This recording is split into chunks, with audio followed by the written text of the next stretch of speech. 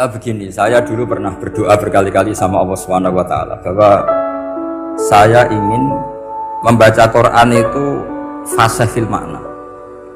Fasih itu artinya jelas, runtutan logikanya jelas. Sehingga barokahnya fasih itu logika Quran atau logika yang dibangun Quran itu menjadi benar-benar logika yang diterima siapa saja, termasuk diterima oleh orang kafir. Kita tahu Umar itu masuk Islam sebelum mondok apa gak pernah mondok? Sebelum mondok, gak pernah beliau ngaji tafsir, gak pernah mondok. Tapi beliau dengar Quran itu faham. Karena logika yang diutarakan Quran itu logika sesuai fitrah salimah, sesuai akal yang apa? Sehat. Saya dimana-mana cerita karena ini kebanggaan para mufassir.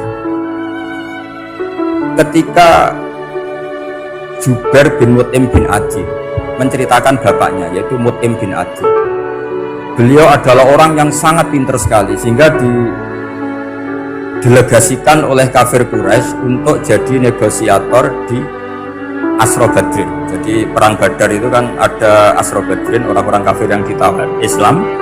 Kemudian orang ini diutus untuk jadi negosiator. Singkat cerita, pas datang ke Madinah, pas Rasulullah SAW baca surat Wattur wa kitabim mastur fi raqim mansur sampai ayat am khuliqu min ghairi syai'in am humul khaliqun sampai ayat am khalaqus samawati wal ardh. Di ayat itu Allah menceritakan kalau Tuhan-Tuhan yang kamu anggap Tuhan itu sebagai Tuhan, misalnya Lata, Uzza, Manat, gak apa-apa kata Allah. Tapi kata Allah, saya minta bukti prestasi mereka apa kalau sebagai Tuhan itu. Apakah pernah ikut menciptakan langit bumi? Atau kalau nggak bisa menciptakan urun, kata Allah, urun semen sak-sak, kata Allah, penting urun.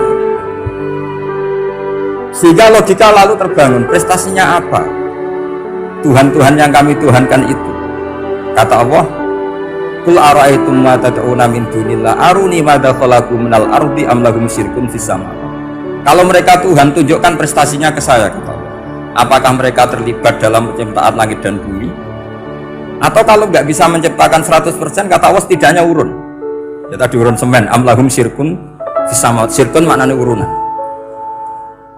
Lalu ketuhanan berhala, Uzza dan sebagainya batal karena ayat ini. Orang kafir berpikir, wah ini tidak Tuhan karena nggak punya prestasi apa-apa. Lalu mereka secara ekstrim malah berpikir ateisme, tidak mengakui adanya Tuhan. Kalau nggak diakui adanya Tuhan, berarti alam raya ini dimulai dari ketiadaan. Logikanya berarti begini, hadhil maujudat khalaqahal adam.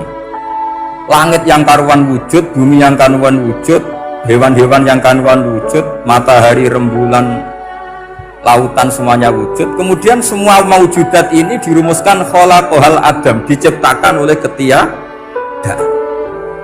Pertanyaannya adalah mahwal junun asyaddu min hada, kegilaan apa yang lebih parah ketimbang ini? Karena sesuatu yang wujud dimulai dari sesuatu yang tidak wujud. Berarti sama dengan mengatakan hadhil maujudat khalaqahal adam, semua yang enggak ada ini diciptakan oleh sesuatu yang enggak. Jadi semua yang ada diciptakan oleh sesuatu yang enggak ada. Maka Quran ketika ngetikan am khuliqu min ghairi syai'in, apakah kalian semua atau mereka semua diciptakan min ghairi syai'in, min ghairi khaliqin maujudin. Saya ngecek di beberapa tafsir, termasuk bukan kitab tafsir tapi maknanya sama seperti di Ihya. Masa alam raya seindah ini, seeksistensi ini, senyata ini kemudian diciptakan oleh sesuatu yang tidak. Mereka akhirnya mikir, ya harus diciptakan oleh sesuatu yang ada. Nah, karena sesuatu yang ada ini posisi pencipta, maka harus berstatus super. Nah, super ini oleh ulama dibahasakan wajibil wujud. Maka zat yang menciptakan ini namanya zat sing wajibil wujud.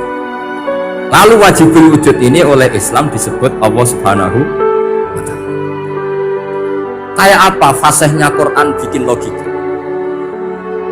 Atau orang yang jadi Tuhan itu yang mengklaim sebagai Tuhan, itu juga mungkin, yang penting mewujud. Siapa itu? Fir'aun. Fir'aun itu mengaku sebagai Tuhan, dia sudah sah dari segi dia wujud. Namanya orang wujud punya eksistensi, mungkin berkreasi.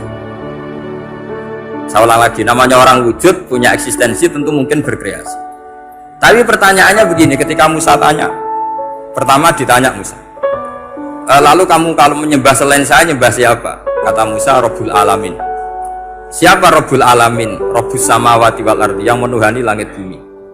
Terus kata Fir'aun, tidak jawab, manggil Haman. Haman, kamu kan arsitektur, coba ibnili sorhal ali abluhul asbab. Ya Haman ibnili sorhal ali abluhul asbab. Bangunkan sebuah piramida yang tinggi, la'ali attali'u ila ilahi Musa, saya ingin melihat Tuhannya Musa. Lalu kemungkinan Tuhan di bumi, kata Fir'aun, ma'alim tulakum min ilahi ghairi, kemana-mana saya melihat yang jadi Tuhan saya. Musa ngerti kalau Fir'aun ini pekok cara bahasa Jawa itu menerangkan sifatnya Allah itu dengan sifat yang sederhana, tapi justru dengan sederhana ini Fir'aun tidak bisa jawab. Terus Nabi Musa ganti argumentasi, Rabbukum wa Rabbu abaikumul awalin, yang nuhani nenek moyang kamu, leluhur kamu. Itu terperangah, kagetnya bukan main Fir'aun, karena para umatnya, para punggawanya lalu berpikir, kalau ini Tuhan berarti buyut-buyutnya nggak ada Tuhan, kan Tuhannya datang terlambat. Makanya Pak Jokowi kalau dituduh PKI nggak terima. Saya ini tahu lahir tahun berapa gitu, pas ada PKI itu masih 4 tahun, masa ada PKI balita? Ini enggak, ini ada Tuhan balita, Tuhan terlambat. Pertanyaannya adalah kalau Fir'aun itu Tuhan, lalu bapaknya, mbahnya, buyutnya Tuhannya siapa? Makanya ketika Allah disifati Nabi Musa, Rabbukum wa Rabbu abaikumul awalin, yang nuhani nenek moyang kamu, itu kagetnya bukan? Dan semenjak itu banyak punggawa Fir'aun yang iman. Ini yang akhirnya nanti jadi waqala rajulun mu'minun min ali fir'auna yaktumu iman, atau yang menjadi ayat wajah rajulun min aqsal madinati yas'a. Kenapa mereka menjadi iman? Karena logika Fir'aun Tuhan itu gugur, runtuh bisori fil hujjah, dengan logika yang sangat transparan. Jadi ini perlu belajar tauhid. Jadi kalau sampean sudah kalah suara, jangan kalah logika. Kalau sudah kalah suara, kalah logika, jangan kalah tinggal mendengar saja kok tidak paham bangunnya gitu. Jadi ini